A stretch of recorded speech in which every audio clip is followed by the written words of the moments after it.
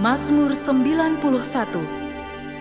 Orang yang duduk dalam lindungan yang maha tinggi dan bermalam dalam naungan yang maha kuasa akan berkata kepada Tuhan, tempat perlindunganku dan kubu pertahananku, Allahku yang kupercayai.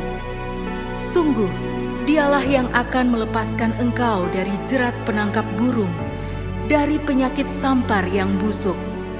Dengan kepaknya Ia akan menudungi engkau, di bawah sayapnya engkau akan berlindung. Kesetiaannya ialah perisai dan pagar tembok. Engkau tak usah takut terhadap kedahsyatan malam, terhadap panah yang terbang di waktu siang, terhadap penyakit sampar yang berjalan di dalam gelap, terhadap penyakit menular yang mengamuk di waktu petang. Walau 1.000 orang rebah di sisimu dan 10.000 di sebelah kananmu, tetapi itu tidak akan menimpamu. Engkau hanya menontonnya dengan matamu sendiri dan melihat pembalasan terhadap orang-orang fasik. Sebab Tuhan ialah tempat perlindunganmu, yang maha tinggi telah kau buat tempat perteduhanmu. Malapetaka tidak akan menimpa kamu, dan tulah tidak akan mendekat kepada kemahmu. Sebab malaikat-malaikatnya akan diperintahkannya kepadamu untuk menjaga engkau di segala jalanmu. Mereka akan menatang engkau di atas tangannya, supaya kakimu jangan terantuk kepada batu. Singa dan ular tedung akan kau langkahi. Engkau akan menginjak anak singa dan ular naga. Sungguh, hatinya melekat kepadaku, maka aku akan meluputkannya. Aku akan membentenginya, sebab ia mengenal namaku. Bila ia berseru kepadaku, aku akan menjawab. Aku akan menyertai dia dalam kesesakan. Aku akan meluputkannya dan memuliakannya.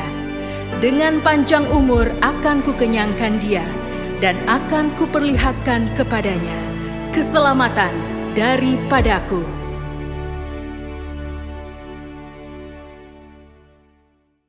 Shalom. Kita adalah orang-orang yang dipilih untuk terus mengalami kebaikan Tuhan. Katakan amin. Boleh bangkit berdiri bersama-sama Bapak Ibu Saudaraku. Kita berikan tepuk tangan yang paling meriah bagi Tuhan Yesus, sambil sorakan haleluya. Mari terus alami kebaikan Tuhan. Jemaat di tempat ini dan di rumah-rumah, Dia baik. Haleluya. Katakan, bukti karya-Mu nyata dari hari ke hari. Besar cinta-Mu nyata dari generasi ke generasi. Oh, Kau angkat sakitku, Kau angkat beban hidupku.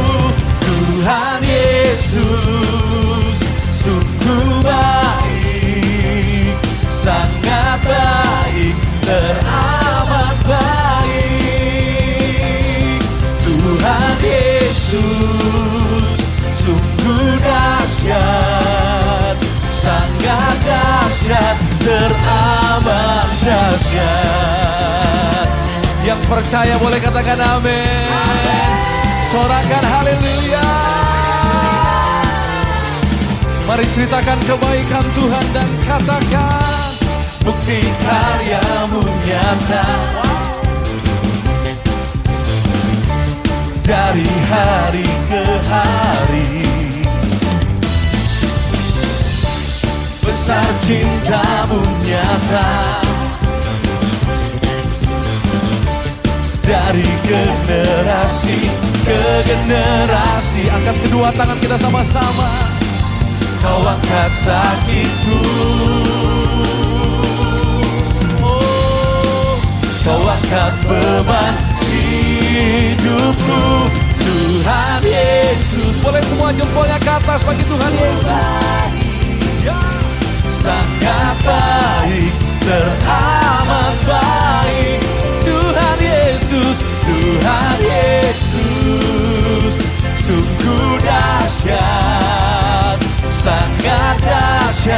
teramat dahsyat. Kasih tau kanan kiri Bapak Ibu. Tuhan Yesus sungguh baik. Amin.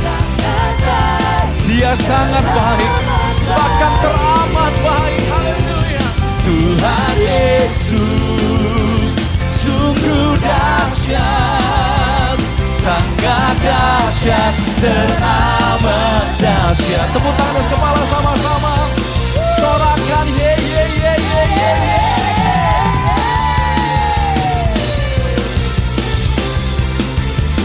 Mari angkat kedua tangan sama-sama, katakan, Kau angkat sakitku dengan cara yang ajaib. Kau angkat beban hidupku.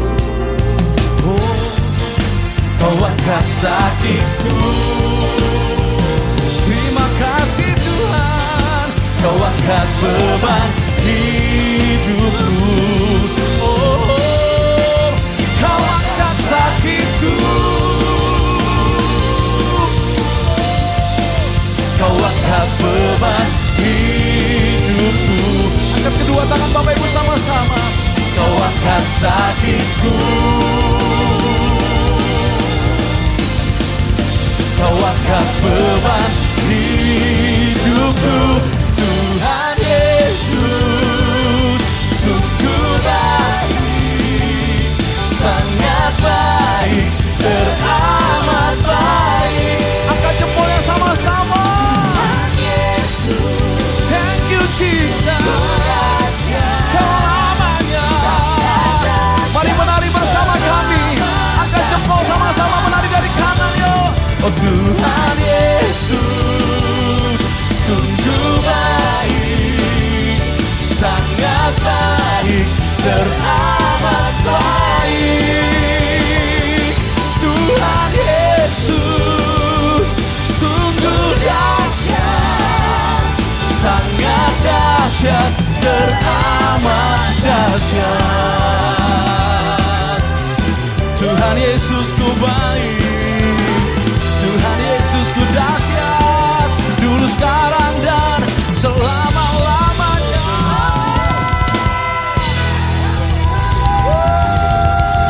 Sorak-sorai di rumah-rumah, di tempat ini, katakan Tuhan Yesus baik. Katakan Tuhan Yesus baik. Boleh semua tangan di atas kepala sama-sama. Aku diberkati. Semua yuk. Aku dilimpahi karena Allah sanggup untuk menyediakan. Aku diberkati. Wow. Aku dilimpahi Sempurna anugerah Tuhan bagiku. Tepuk tangan bagi Tuhan Yesus. Sorakan Aku diberkati, aku diberkati, dilimpahkan kasih setianya. Katakan, kasih setiamu nyata bagiku. Wow. Hikmat kebajikan tersedia bagiku. Katakan, sebab Allah sanggup limpahkan segalanya dan anugerahnya. Semua tangan di atas kepala, mari menari dengan sukacita. Aku diberkati, aku dilimpahi karena Allah sanggup. Buka tangan saudara yuk. Oh, aku diberkati, aku dilimpahi atas sempurna anugerah Tuhan bagiku. Yang diberkati katakan amin. Nyanyikan amin. Tepuk tangan sama-sama ya, come on. Sorakan haleluya.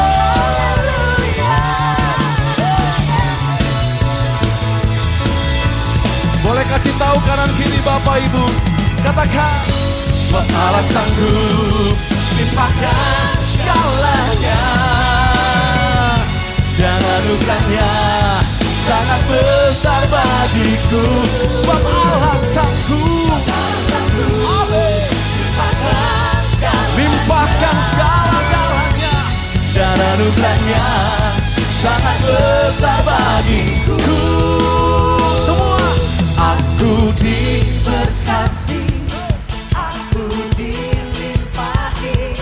karena Allah sanggup untuk menyediakan. Ayo, aku Berkati, aku dilimpahi.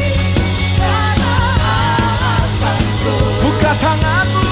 untuk menyediakan. Oh, aku diberkati, aku dilimpahi atas sempurna anugerah Tuhan bagi. Aku diberkati, kamu diberkati, kita diberkati, Kita semua diberkati. aku diberkati, kamu diberkati, kita diberkati, kita semuanya diberkati.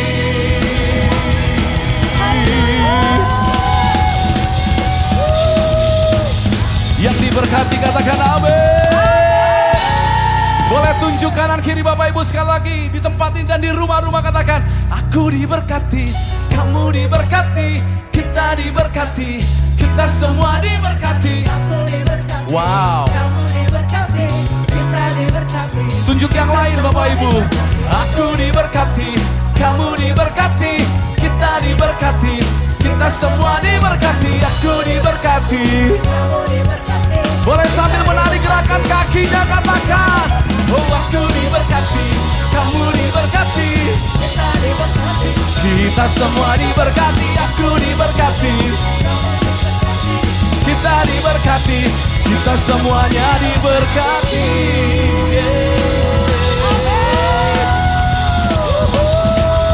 Yang diberkati katakan amin. Yang diberkati katakan haleluya. Tepuk tangan lebih meriah lagi bagi Tuhan Yesus.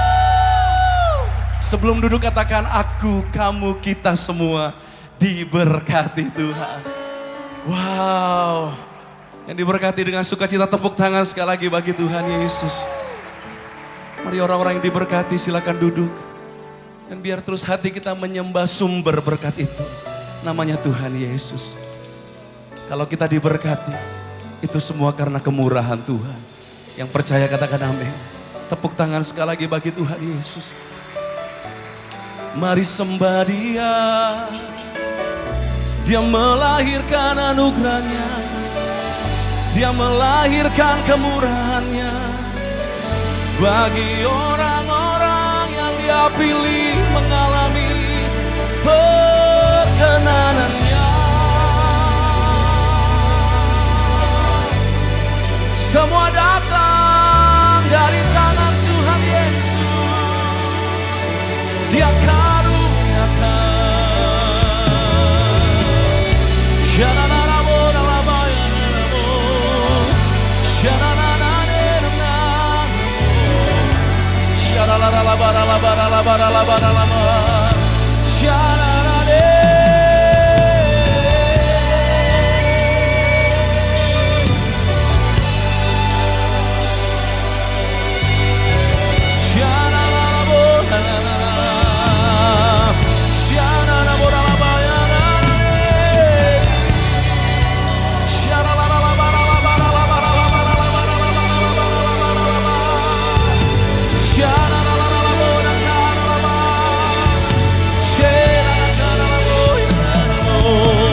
Oh Jesus,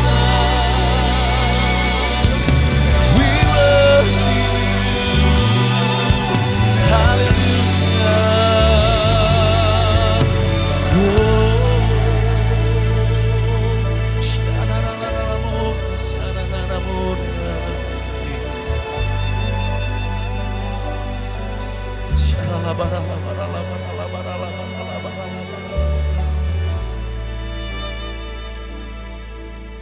Oleh karena kemurahan Tuhan ku ada sampai hari ini.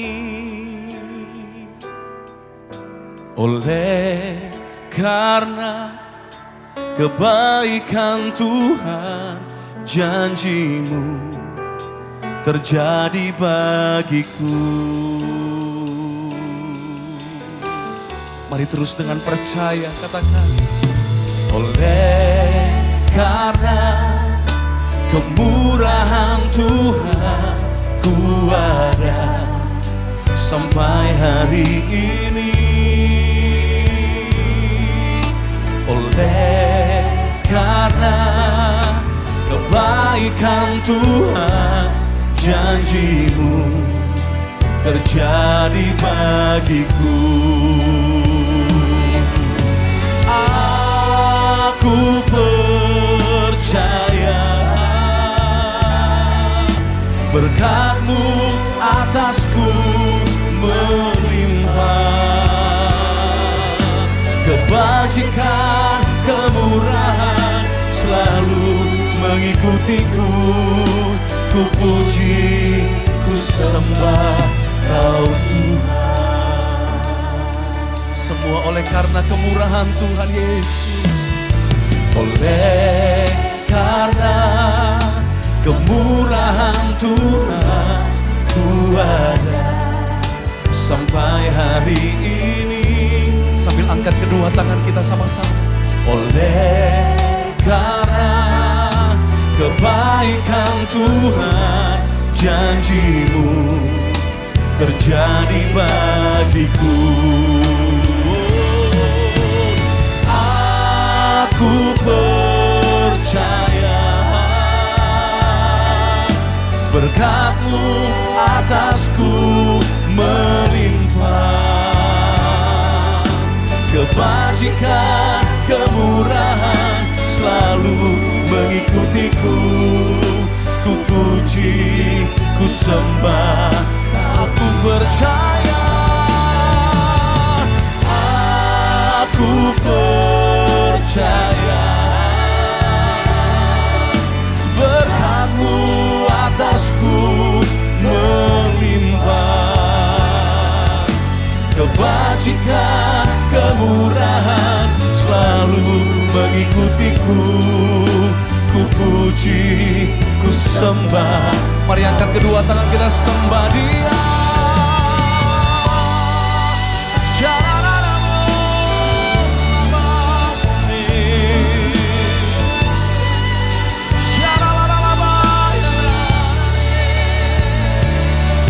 Kami percaya Kaulah sumber dalam hidup kami selama-lamanya.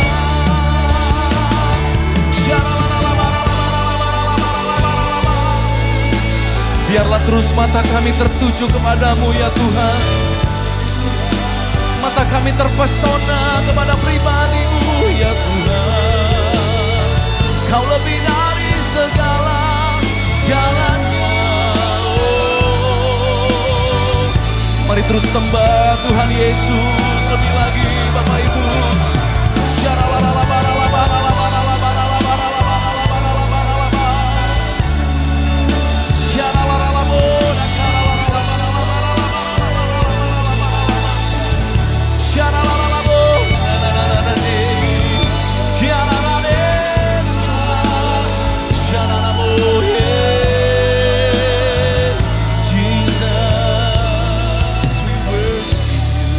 Angkat kedua tangan kita berkata, aku percaya berkat-Mu atasku melimpah, kebajikan, kemurahan selalu mengikutiku. Ku puji. Mari jemaat sendiri bersama singers dan choir. Dengan iman katakan aku percaya. Aku percaya berkat-Mu atasku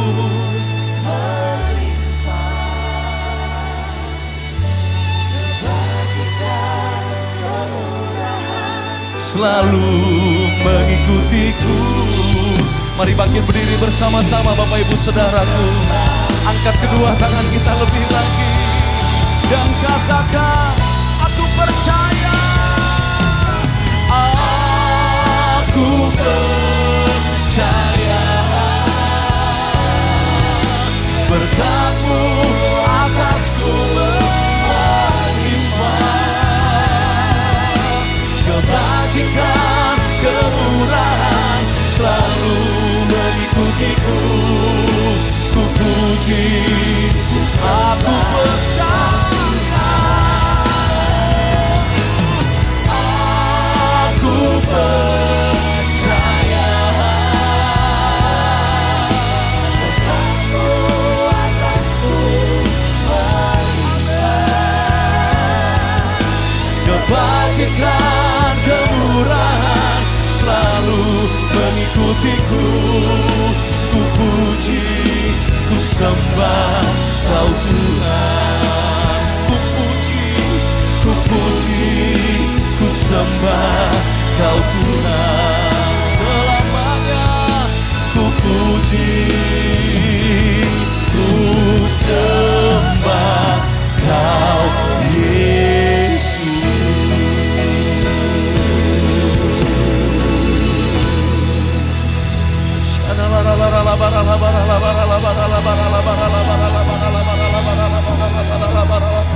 Kami sembah Kau,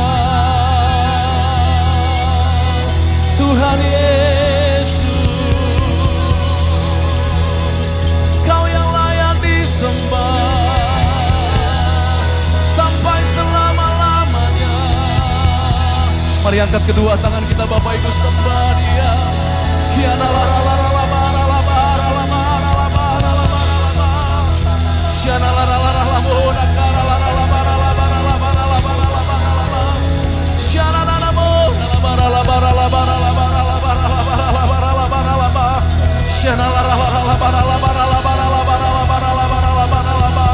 Hadirat-Mu membawa kesembuhan bagi umat-Mu ya Tuhan. Engkau mencurahkan yang terbaik dari kerajaan-Mu bagi umat-Mu.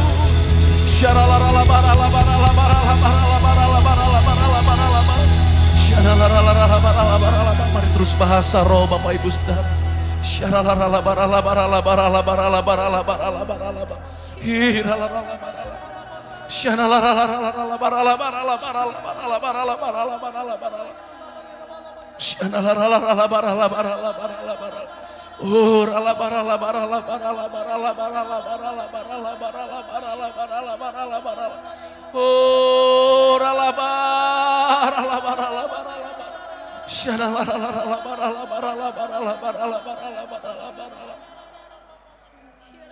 Yes Lord.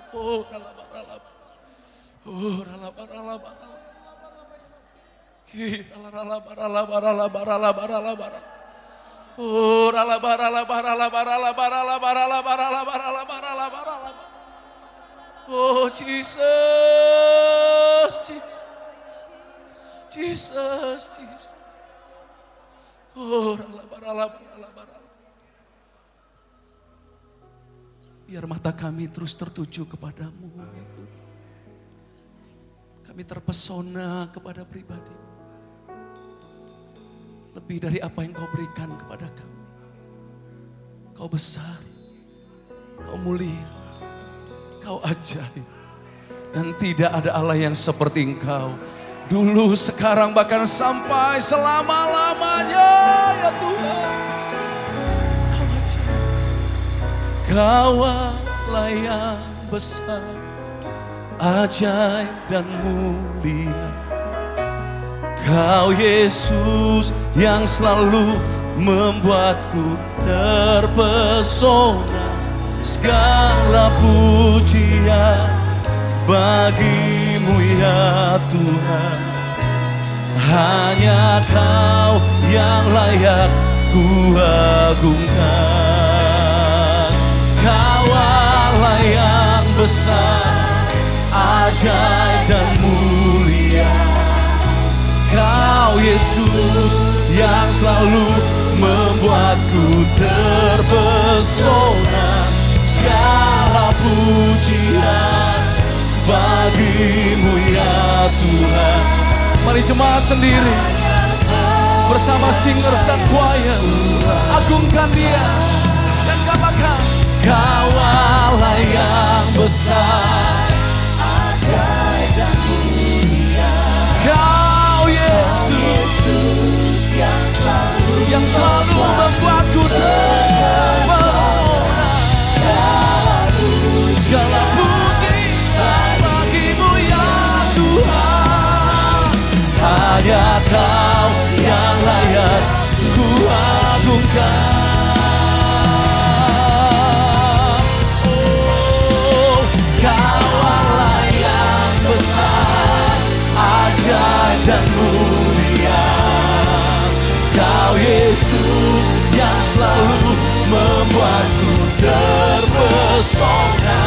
Segala pujian bagimu ya Tuhan. Mari biar musik angkat pujian ini saudara. Angkat kedua tangan kita, mari berbahasa roh bersama-sama.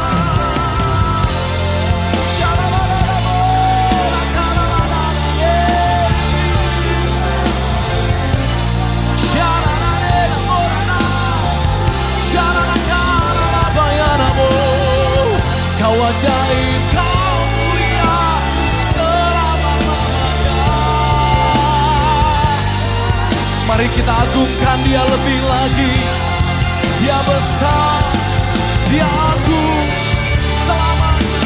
Kau Allah yang besar, ajaib dan mulia. Kau Yesus yang selalu membuatku terpesona. Segala pujian bagimu ya Tuhan. Hanya Kau yang layak ku agungkan. Hanya Kau yang layak ku agungkan. Hanya Kau yang layak ku agungkan.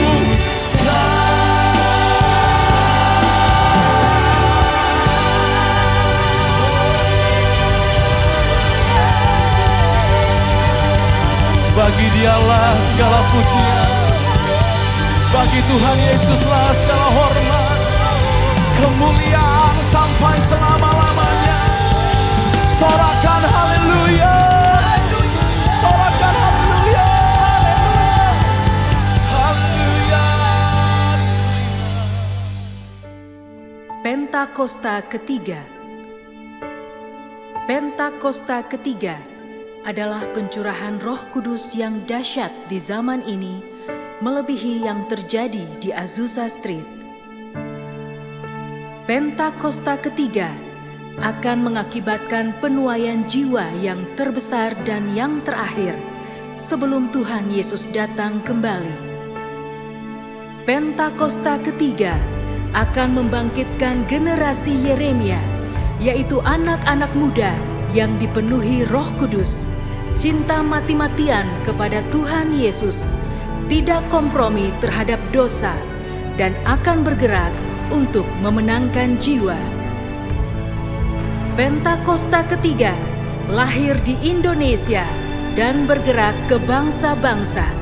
Gerakan ini dari timur ke barat dan akan kembali ke Yerusalem.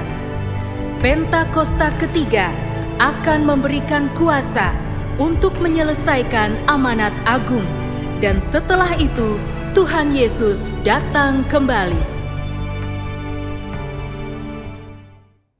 Mari kita satu hati masuk dalam doa syafaat. Tuhan Yesus, terima kasih buat hari ini. Bersyukur buat setiap kebaikan Tuhan, buat pemeliharaan Tuhan, buat setiap berkat Tuhan. Hari ini kami berdoa Tuhan untuk umat Tuhan. Tuhan, sertai setiap langkah kehidupan mereka. Berkati Tuhan apa yang dilakukan, Tuhan sertai jadikan berhasil. Hari-hari ini biar tangan Tuhan tidak pernah lepas atas kehidupan umat-Mu. Di dalam nama Tuhan Yesus. Kami satu hati berdoa Tuhan untuk pemimpin-pemimpin rohani kami. Kami berdoa untuk Gembala Rayon 2, Bapak Pendeta Niko Nyotoro Harjo. Berdoa untuk pelaksana harian Gembala, Bapak Pendeta Beni Gunawan.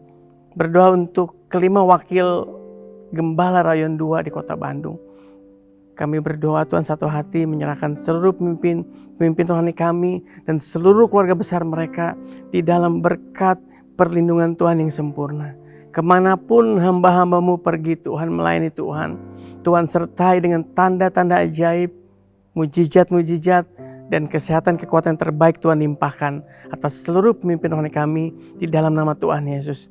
Ada kesepakatan, ada unity Tuhan untuk terus bergerak bersama-sama dengan seluruh umat Tuhan. Secara khusus di Rayon 2 di dalam era Pentakosta ketiga ini Tuhan.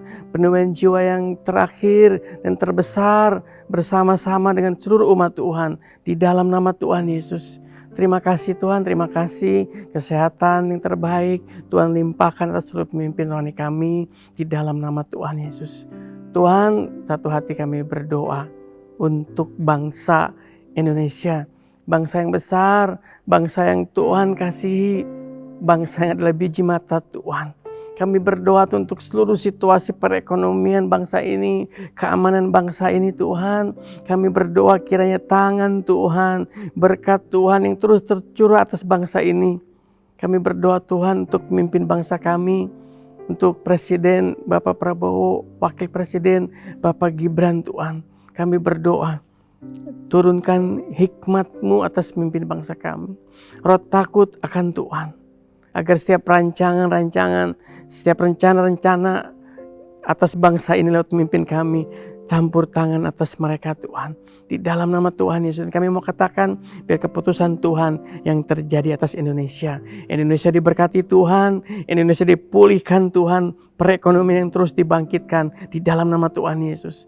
Seluruh jajaran pemerintahan, menteri Tuhan, keamanan, aparat keamanan, pusat sampai daerah, diberkati dengan roh takut akan Tuhan. Terima kasih Tuhan, terima kasih. Berdoa untuk firman Tuhan yang akan ditaburkan sebentar ini Tuhan. Siapkan hati kami jadi tanah yang subur untuk kebenaran firman Tuhan. Urapi hamba-Mu dengan pengurapan yang terus baru dari Tuhan. Di dalam nama Tuhan Yesus kami berdoa, kami bersyukur. Haleluya. Amin.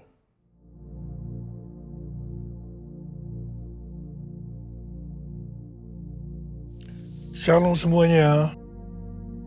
Alkitab berkata, Yesus mati karena dosa-dosa kita. Dia dikuburkan, tetapi pada hari yang ketiga dia dibangkitkan. Haleluya. Setelah Tuhan Yesus bangkit, selama 40 hari Tuhan Yesus menampakkan diri kepada lebih dari 500 murid-muridnya untuk membuktikan bahwa dia hidup. Setelah memberikan pesan yang terakhir, seperti yang terdapat dalam Kisah Para Rasul 1:8, dengan disaksikan murid-muridnya, Tuhan Yesus terangkat ke surga. Saya percaya kalau kita berada di sana waktu itu, kita pasti akan sama dengan murid-murid Tuhan Yesus yang melihat bahwa Tuhan Yesus bertambah tinggi. Ketika mereka melihat ke bawah, ternyata kaki Tuhan Yesus sudah tidak menyentuh tanah lagi. Perlahan tapi pasti Tuhan Yesus terangkat ke surga. Makin lama makin kecil, sampai ada awan yang menutupi dan hilang dari pandangan mata. Sementara mereka terheran-heran melihat ke langit, maka ada 2 orang yang berpakaian putih di dekat mereka yang berkata, "Hai orang-orang Galilea, mengapakah kamu berdiri melihat ke langit?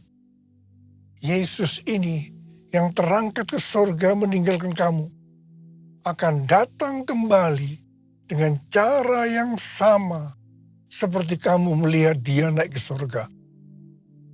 Dari ayat ini, saya percaya kalau yang melihat Tuhan Yesus naik ke surga adalah murid-muridnya Tuhan Yesus, maka yang akan melihat Tuhan Yesus turun dari surga adalah murid-murid Tuhan Yesus.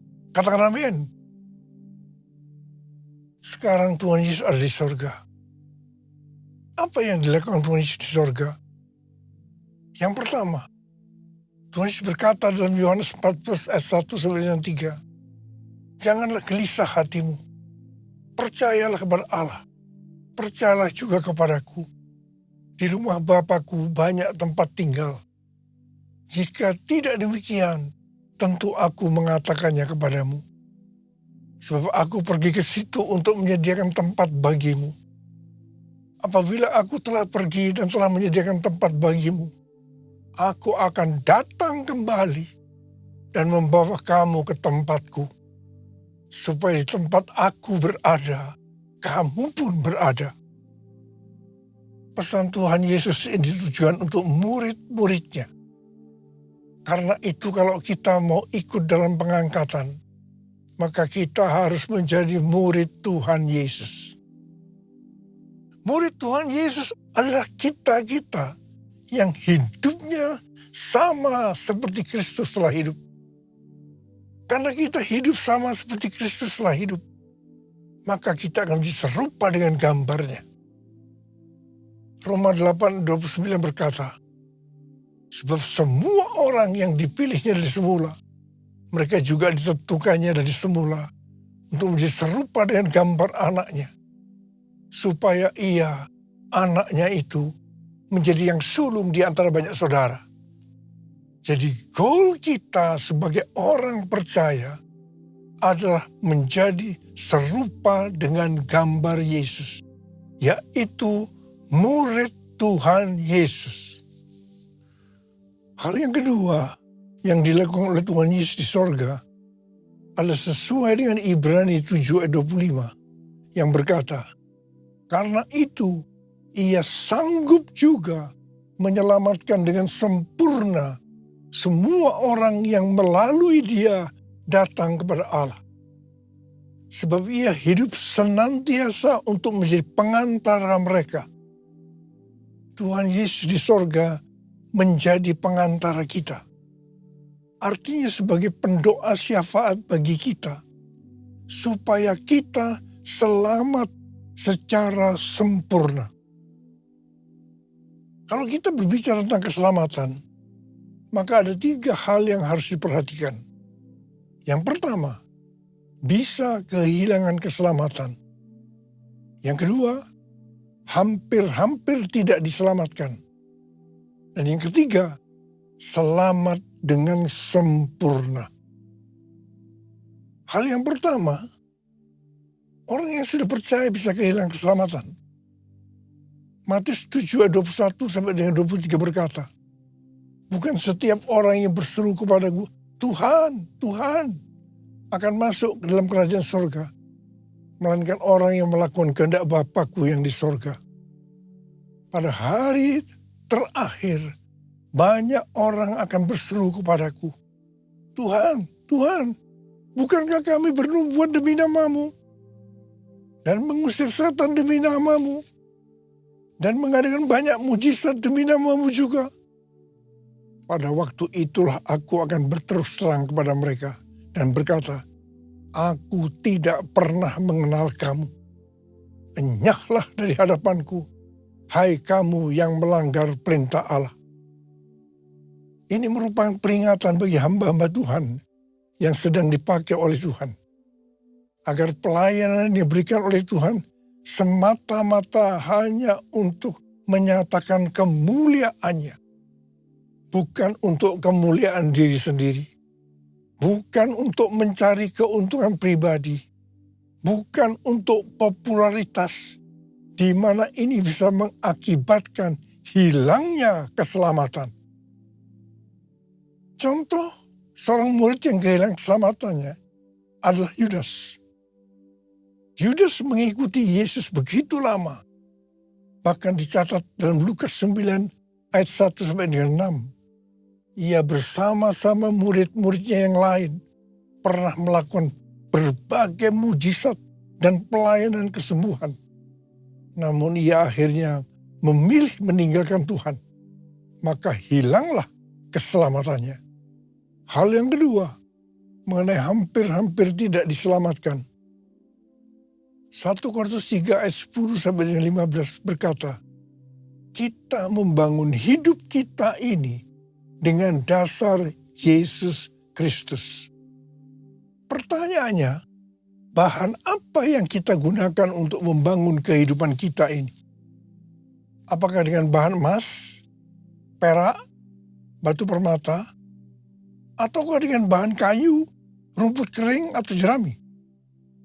Semua ini akan nampak pada hari Tuhan saat pekerjaan kita diuji dengan api. Jika pekerjaan kita tahan uji, artinya tidak terbakar karena terbuat dari bahan emas, perak, dan batu permata, maka kita akan mendapat upah. Tapi sebaliknya, kalau pekerjaannya itu terbakar karena bahan yang digunakan adalah kayu, rumput kering, atau jerami, maka akan menderita kerugian.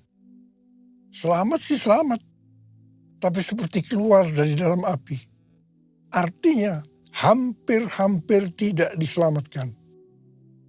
Hampir-hampir tidak diselamatkan dapat diartikan, yang pertama, kehilangan upah atau pahala. Yang kedua, kedudukan yang rendah di sorga. Yang ketiga, kehilangan kesempatan pelayanan dan kekuasaan di sorga. Yang keempat, kehilangan kemuliaan dan kehormatan di hadapan Allah. Mari, saya akan ajak kita semua untuk memperhatikan dengan serius pekerjaan pelayanan kita, juga termasuk kualitas kehidupan kita. Jangan menjadi orang Kristen yang acuh tak acuh, agar kita mendapat upah di sorga. Yang mau katakan amin. Yang ketiga mengenai keselamatan.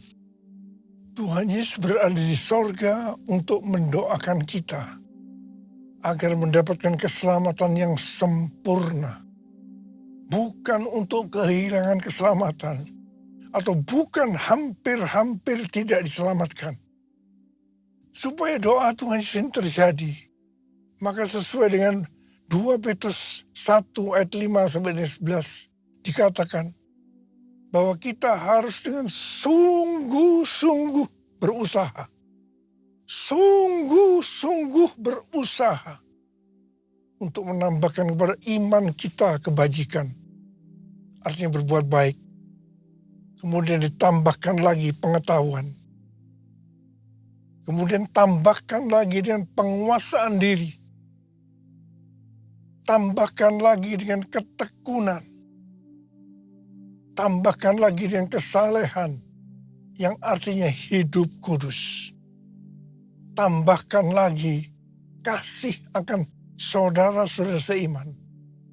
Dan tambahkan lagi kasih akan semua orang.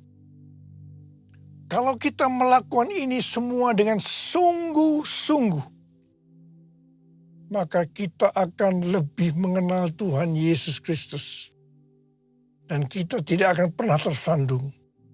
Dengan demikian, kita akan dikaruniakan hak penuh untuk memasuki kerajaan kekal, yaitu kerajaan Tuhan dan Juru Selamat kita, Yesus Kristus.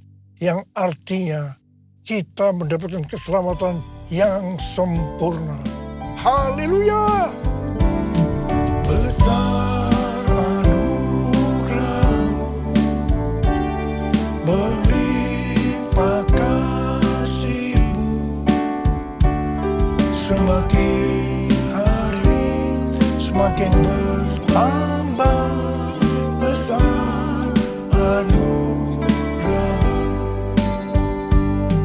besar anugerah-Mu.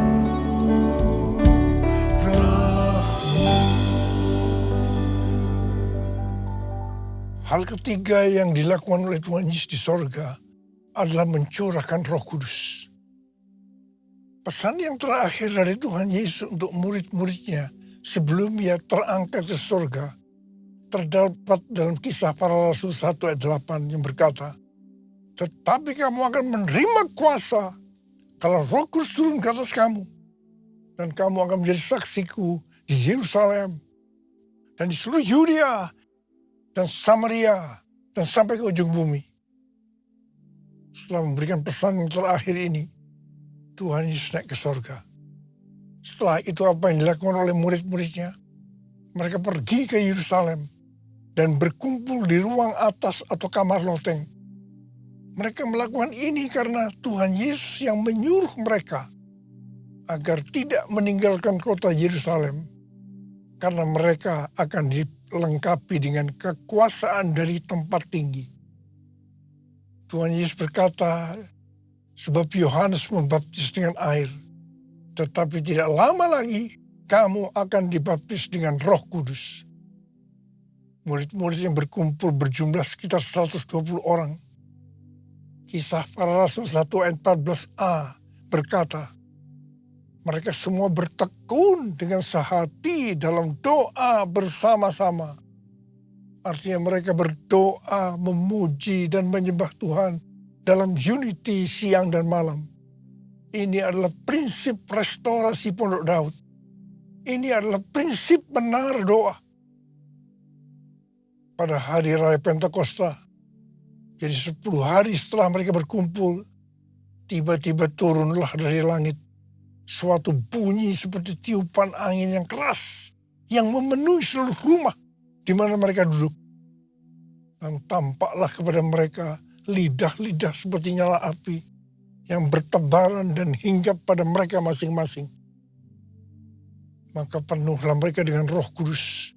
Lalu mereka mulai berkata-kata dalam bahasa-bahasa lain, seperti yang diberikan oleh Roh itu kepada mereka untuk mengatakannya. Itu adalah bahasa Roh. Orang yang dibaptis dengan Roh Kudus atau dipenuhi Roh Kudus, tanda awalnya adalah berbahasa roh. Setelah itu murid-murid Tuhan Yesus dipakai secara luar biasa untuk melakukan amanat agung. Tanda dan mujizat menyertai pelayanan mereka. Peristiwa ini disebut sebagai Pentakosta yang pertama. Pentakosta yang pertama ini dahsyat. Sebab dalam kurun beberapa ratus tahun, sekitar 70% dari dunia yang dikenal pada waktu itu, yaitu yang berada di bawah kekaisaran Romawi, menjadi Kristen. Wow. Pertanyaannya, apakah amanat agung sudah selesai? Jawabannya, belum. Karena itu pada tahun 1906, kembali Roh Kudus dicurahkan di Azusa Street yang disebut dengan Pentakosta yang kedua. Ciri-ciri yang menonjol dalam Pentakosta kedua ini adalah penekanan dalam hal berbahasa roh dan pelayanan mujizat dan kesembuhan. Meskipun seluruh karunia roh juga dicurahkan dengan limpahnya. Pentakosta kedua ini dahsyat. Mengapa? Karena melahirkan gerakan Pentakosta dan karismatik. Saat ini ada sekitar 700 juta orang yang diberdayakan oleh Roh Kudus. Pertanyaannya, apakah amanat agung sudah selesai? Jawabannya belum. Karena itu, hari-hari ini pencurahan Roh Kudus yang jauh lebih dahsyat dibanding dengan Azusa Street sedang terjadi. Ini disebut sebagai Pentakosta yang ketiga. Seperti yang terjadi pada Pentakosta yang pertama dan Pentakosta yang kedua. Maka berbahasa roh dan pelayanan kesembuhan juga terlihat begitu intens. Saya percaya dengan Pentakosta ketiga ini, amanat agung Tuhan Yesus akan selesai. Dan Tuhan Yesus akan datang kembali. Haleluya! Rasul Paulus dalam 1 Korintus 14 ayat 5a berkata, aku suka supaya kamu semua berkata-kata dengan bahasa roh.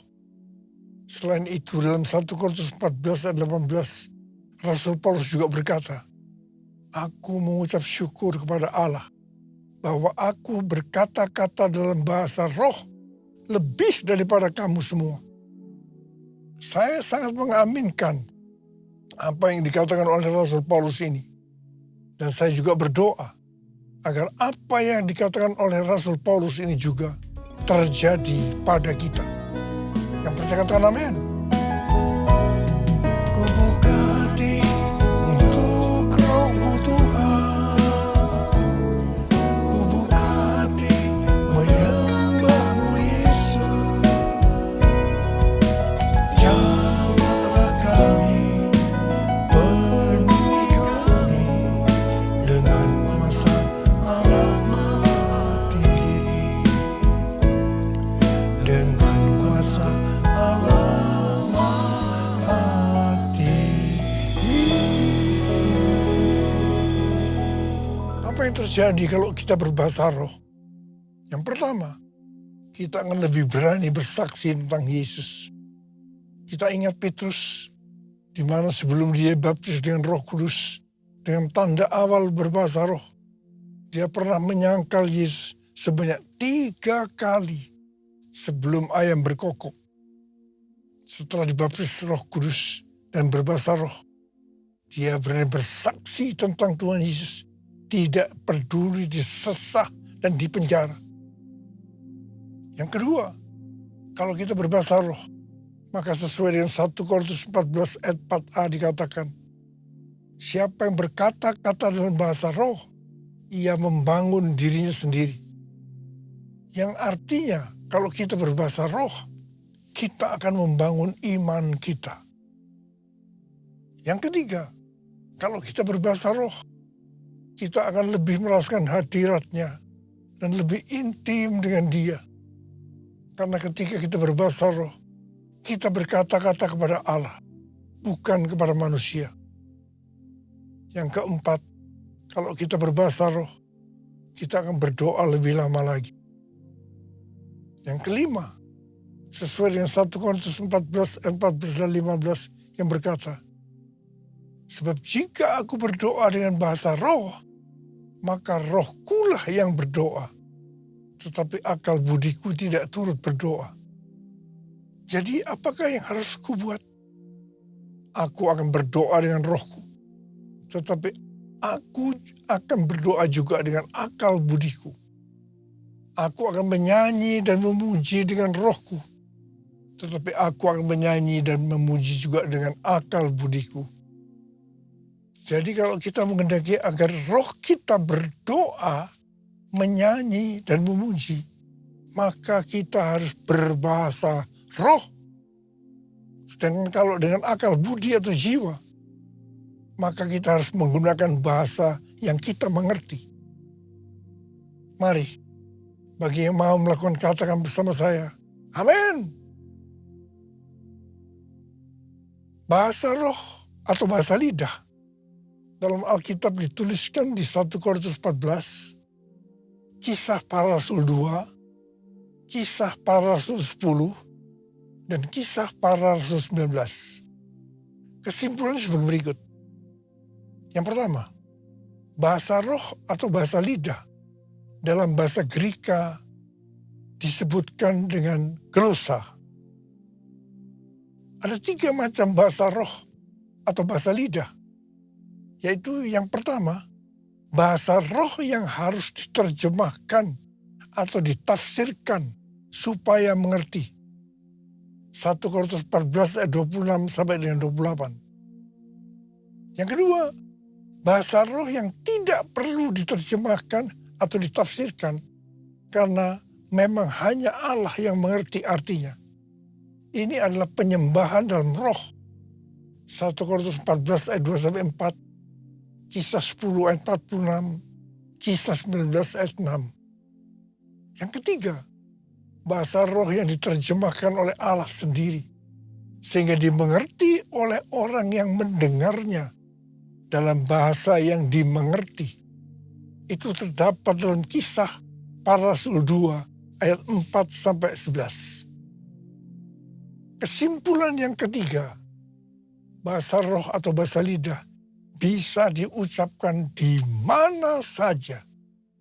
Artinya bisa di rumah, di kebaktian umum, di kebaktian doa, kul, dan di mana saja kita berada. Rasul Paulus dalam 1 Korintus 14 ayat 39 dan 40 berkata, karena itu saudara-saudaraku, usahakanlah dirimu untuk memperoleh karunia, untuk bernubuat. Dan janganlah melarang orang yang berkata-kata dengan bahasa roh. Tapi segala sesuatu harus berlangsung dengan sopan dan teratur. Memasuki tahun 2026, Tuhan memberikan tema bahwa tahun 2026 adalah tahun amanat agung. Tuhan memberikan visi kepada gerejanya bahwa tahun 2033 adalah target untuk menyelesaikan amanat agung. Setelah itu, Tuhan Yesus datang kembali. Apa yang terjadi pada tahun 2026 ini? Pesan yang Tuhan sampaikan sejak tahun 2025 tentang kondisi global yang tidak sedang baik-baik saja akan terjadi lebih dahsyat pada tahun 2026 ini. Tahun 2026 tahun yang penuh ketidakpastian. Tahun di mana peperangan, bencana alam, krisis ekonomi yang makin hebat. Tahun di mana keadaan akan semakin sukar. Ke depan ini kita memasuki tahun yang berbeda. Tuhan berpesan melalui Yeremia 33 ayat 3. Berserulah kepadaku, maka aku akan menjawab engkau dan akan memberitahukan kepadamu hal-hal yang besar dan tidak terfahami, hal-hal yang tidak kau ketahui. Ada 3 langkah yang harus kita lakukan. Yang pertama, doa. Yang kedua, berdoa. Yang ketiga, doa, pujian, penyembahan bersama-sama dalam unity siang dan malam. Banyak berdoa dalam roh, artinya banyak berbahasa roh. Mari angkat tangan kita di hadapan Tuhan. Katakan bersama saya, curahkanlah kuasa-Mu Tuhan, mujizat terjadi di tempat ini. Curahkanlah kuasa-Mu Tuhan, mujizat terjadi sekarang ini. Sekali lagi, curahkanlah kuasa-Mu Tuhan, mujizat terjadi di tempat ini. Curahkanlah kuasa-Mu Tuhan, mujizat terjadi sekarang ini. Mari berbahasa.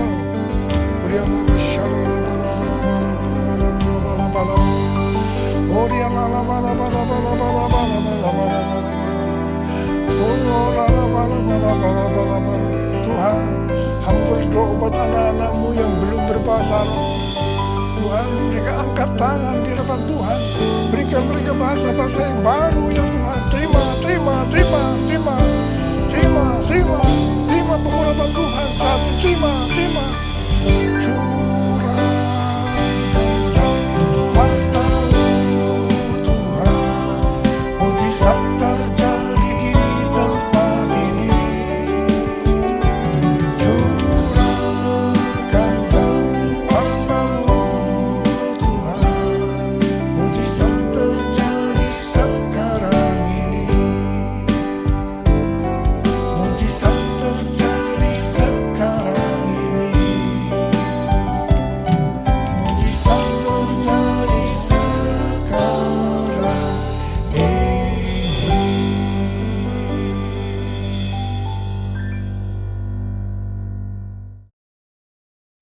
Kita akan masuk dalam perjamuan kudus. Kita akan mengingat ayat ini. Sebab setiap kali kamu makan roti ini dan minum cawan ini, kamu memberitakan kematian Tuhan sampai Ia datang. Perjamuan kudus adalah perjamuan Tuhan Yesus sendiri. Setiap kali kita masuk dalam perjamuan kudus, Tuhan Yesus selalu berkata, biarlah ini menjadi peringatan akan daku. Karena itu mari, arahkan hati kita kepada kebaikan Tuhan. tundukkan kepala, kita akan mengingat kebaikan Tuhan. Supaya lebih mengasihi Tuhan Yesus. Kita lebih mengasihi satu dengan lain. Ya Tuhan, terima kasih. Siapakah kami ini sebelum kami mengenal Engkau ya Aba. Kami semua orang berdosa. Upah dosa adalah maut, mati. Tapi Engkau yang tidak berdosa telah dijadikan dosa oleh karena kami. Engkau harus turun dari surga mulia. Mati ganti kami dengan penderitaan yang luar biasa. Sungguh kalau kau memikirkan Tuhan, betapa baiknya Engkau itu. Kau jadikan kami sebagai anak-anak-Mu. Engkau tuntun, Engkau bela, Engkau lindungi, Engkau berkati kami. Engkau hajar juga kalau kami salah Tuhan. Itu Engkau ya Aba. Itu Engkau. Bapa terima kasih. Tuhan akan memberkati kita melalui perjamuan kudus. Tapi Tuhan mau kita makan dan minum dengan cara yang benar. Karena itu masing-masing berdoa. Lihat keadaan diri masing-masing. Introspeksi. Kalau ada hal-hal yang Tuhan ingatkan untuk diselesaikan saat ini, langsung minta ampun. Ampuni saya. Ampuni. Ampuni Tuhan. Ampuni. Kau melihat anak-anak yang minta ampun padamu ya Tuhan. Ampuni. Ya Tuhan. Kami akan masuk dalam perjamuan kudus dengan hati yang penuh ucapan syukur. Layakkan kami. Makasih. Dalam nama Yesus. Amin. Mari. Kita angkat roti di tangan kanan kita tinggi-tinggi. Sebab apa yang telah kuteruskan kepadamu telah aku terima dari Tuhan. Yaitu bahwa Tuhan Yesus pada malam waktu ia diserahkan mengambil roti. Dan sesudah itu ia mengucap syukur atasnya. Ia memecah-mecahkannya dan berkata, inilah tubuhku yang diserahkan bagi kamu. Perbuatlah ini menjadi peringatan akan aku. Saudara, dikasih Tuhan. Bukankah roti yang kita pecah-pecahkan ini adalah persekutuan kita dengan tubuh Kristus. Mari kita makan dalam nama Yesus.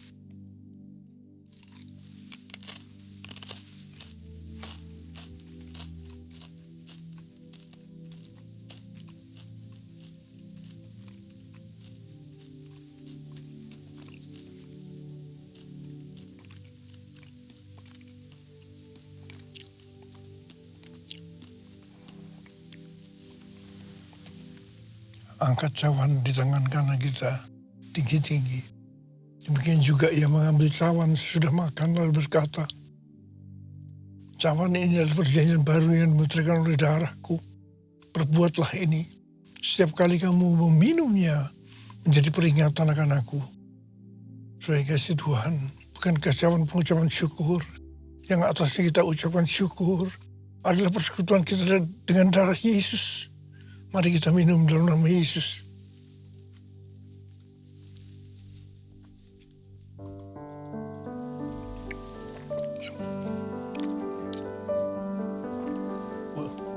Angkat tangan kita di hadapan Tuhan. Ucapkan syukur dan terima kasih dengan suara. Tuhan terima kasih Tuhan. Terima kasih Tuhan. Terima kasih ya Tuhan. Tuhan terima kasih. Tuhan terima kasih. Bapa terima kasih. Saat ini kau sedang menyembuhkan yang sakit. Kau sedang membebaskan yang terikat. Menghibur yang susah. Menguatkan yang lemah. Memberikan pengharapan yang baru. Bagi yang datang dengan putus pengharapan. Tuhan terima kasih. Tuhan terima kasih.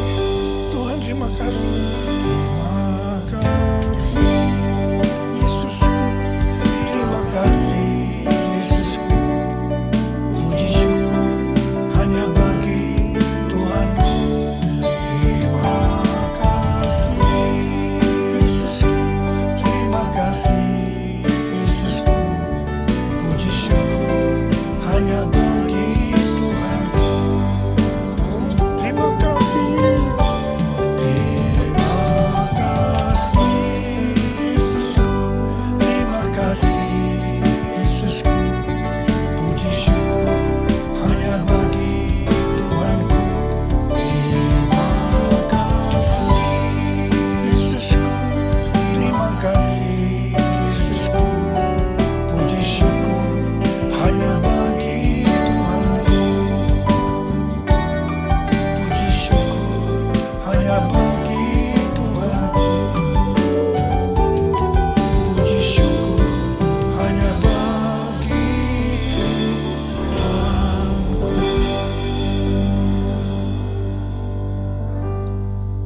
Biarlah berkat Tuhan, kasih karunia yang berlimpah-limpah dari Allah Bapa dalam Anak yang tunggal, Yesus Kristus, persekutuan yang manis dengan Roh Kudus, menyertai kita semua mulai hari ini, sampai Tuhan Yesus datang menjemput kita di awan-awan, dan bahkan sampai selama-lamanya. Yang percaya bersama-sama katakan, Amin.